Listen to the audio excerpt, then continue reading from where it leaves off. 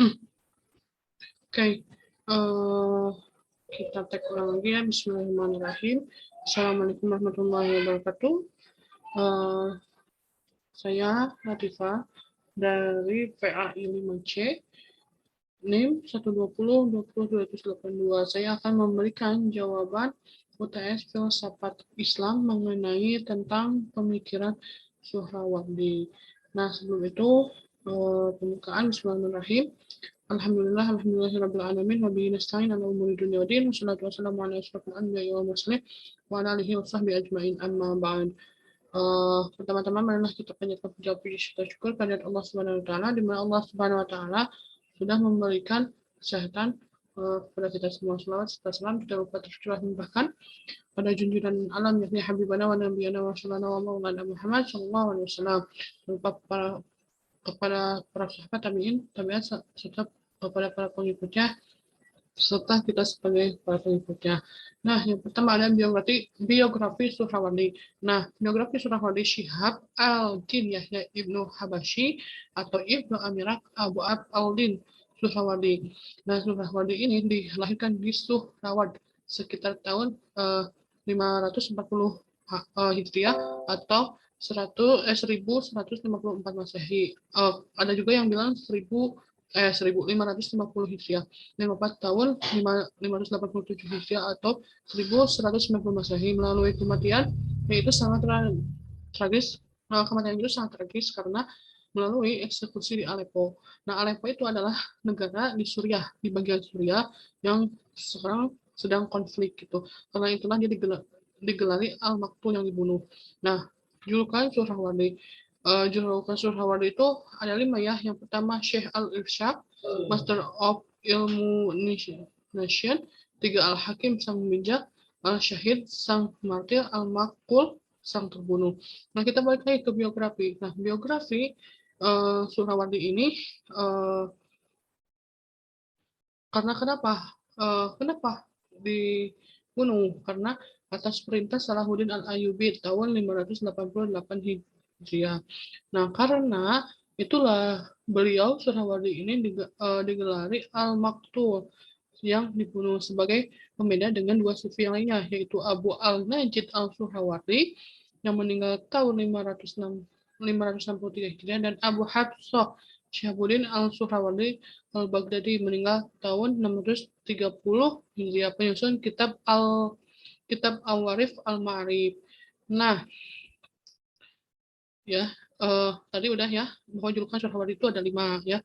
Yang terakhir itu Al-Maktul sang terbunuh karena dibunuh oleh disuruh gitu. Bahasanya itu disuruh oleh Salahuddin Al-Ayyubi.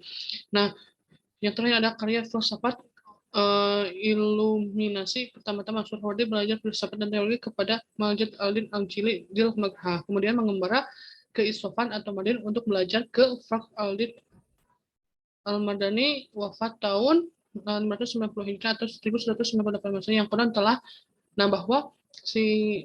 bahwa pemikiran Fakhr al-Din al-Madani itu yang Quran katanya bisa meramalkan kematian muridnya. Juga diketahui bahwa Zahir al-Farsi seorang logikawan termasyhur pada zaman Umar Ibnu Sahlan al-Sawi. Nah, Suhrawardi adalah penulis produktif yang menulis banyak karya tentang hampir semua pokok persoalan filsafat, termasuk untuk pertama kalinya dalam sejarah filsafat Islam sejumlah narasi simbolik filosofi Persia. Nah,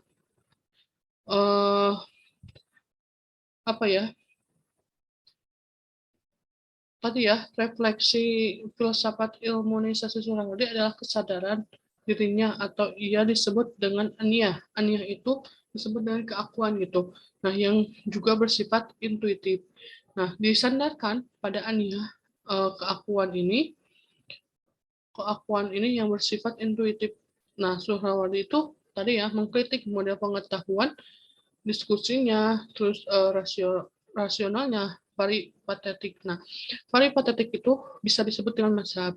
Jadi mazhab peripatos disebutnya. Jadi mazhab peripatos itu adalah mazhab filsafat di zaman dahulu atau zaman Yunani kuno. Nah, ajaran-ajarannya itu berasal dari pendirinya sendiri, yaitu ini yang Al-Suhrawardi. Nah, atau bisa dari paretetik adalah sebuah sebutan. Nah, paretetik ini bisa disebut gitu dengan sebutan yang ditunjukkan kepada para pengikutnya. Jadi paretetik itu adalah sebuah sebutan gitu untuk pengikutnya, pengikut mazhab Peripatos. Nah, ya.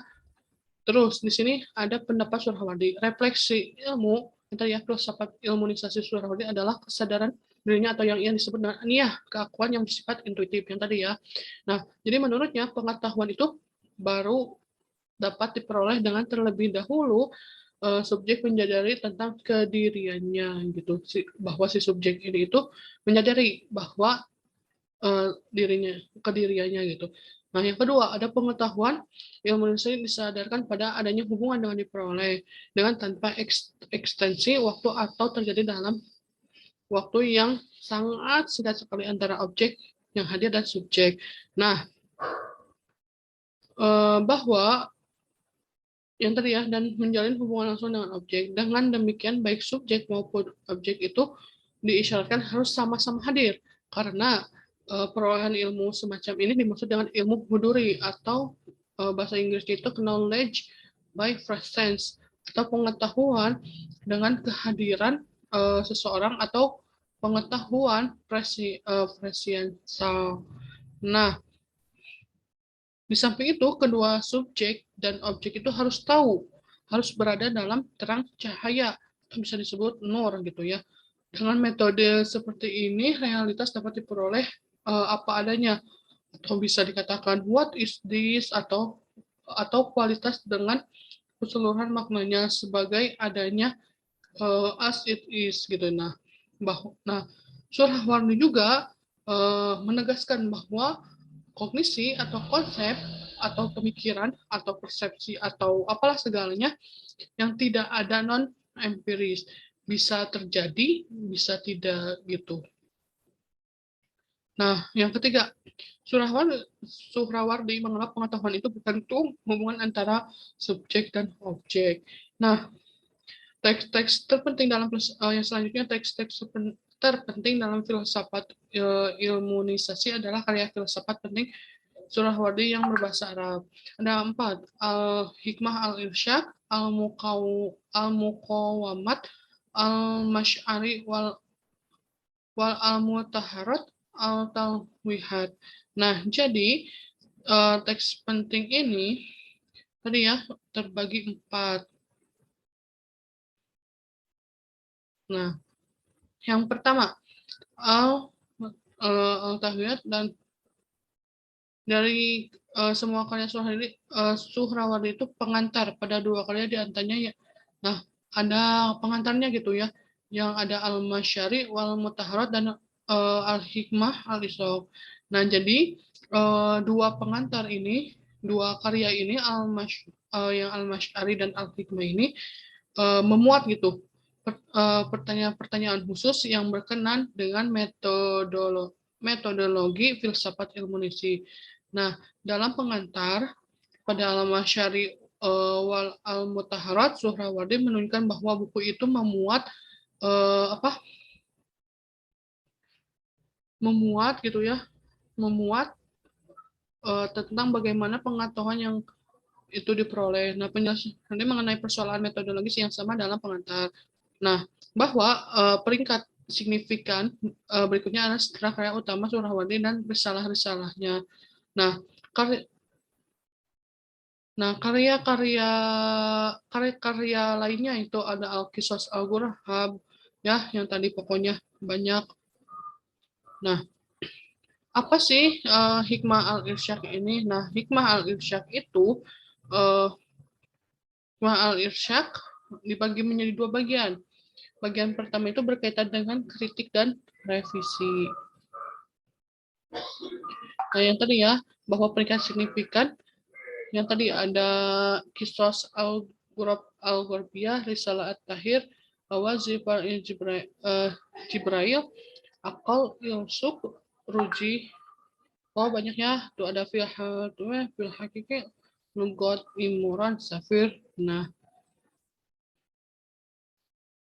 Nah, di sini adapun jika kita melihat karya-karyanya rupanya dibagi atas 3 bagian. Pertama, kitab induk filsafat ilmu ilmu niasat atau lihat. Nah, pemberitahuan. Nah, jadi yang tadi ya atau lihat itu artinya pemberitahuan. Ada al-maqamat yang tepat, al-masyari wal al-mutaharat, jalan pengayoman, al-hikmah al-irsyad, filsafat pencerahan. Nah, kedua risalah ini diringkas oleh beliau As-Surawardi. Nah, ringkasannya itu filsafat Hayakil, An-Nur, rumah suci cahaya. Terus ada Al-Wah Al-Imadiyah, lembaran Imadiyah. Ya. Terus ada tadi Bustan Al-Qulub. Nah, Bustan Al-Qulub itu artinya taman kolbu, ya. Qulub. Ada Partawanamah, uraian tentang tajali, ya. Tajali itu adalah pemikiran pada apa ya, pemikiran tasawuf gitu. Nah, yang ketiga kisah perumpamaan Ruzi Bal Jam'ati Sufyan sehari dengan para sufi, lugoh al-muron, bahasa sempit, ya. Fi haqiqah at is al isik, hakikat cinta ilahi, ya, banyak karya-karyanya. Nah, terus di sini kematian Suhrawardi. Nah, kematiannya itu bermula ketika beliau melanjutkan perjalanannya ke Anatolia, Asia Kecil. Usai menulis kitab Al-Hikmah Al-Irsyad, beliau melewati Aleppo, ya. Aleppo itu tadi adalah kota di bagian Suriah atau Palestina yang sedang konflik gitu. Pada akhirnya ke Damsyik atau bisa disebut dengan kota Damaskus. Di sanalah beliau diterima sebagai penasehat kerohanian di sana bagi sang pangeran Malik Az-Zahir Ghazi, yakni putra Sultan Salahuddin Al-Ayyubi. Jadi gini ceritanya, ya.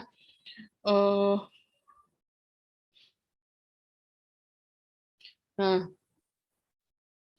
dengan menjadi seorang penasehat, ternyata Suhrawardi al-Madkul. Nah, kenapa al-Madkul? Yang tadi ya, sang terbunuh, dengan mudahnya dapat mengambil hati sang pangeran.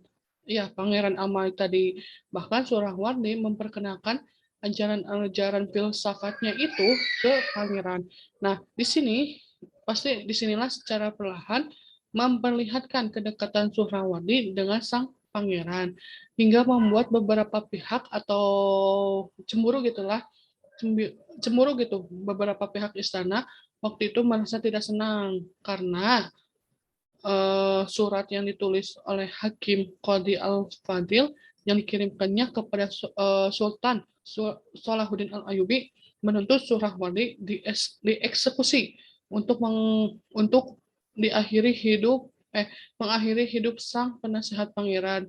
Nah, seperti dikutip itu oleh penulis dari tulisan Abu Hadid dalam bukunya yang berjudul Filsafat dalam Ensiklopedia Tematis Dunia Islam, bahwa kematian sang ulama yang berbasis tasawuf dan filsafat ini diawali dengan permintaan para ulama kepada tadi ya, sang pangeran Malik Az-Zahir, ya, untuk menjatuhkan hukuman mati kepada Suhrawardi.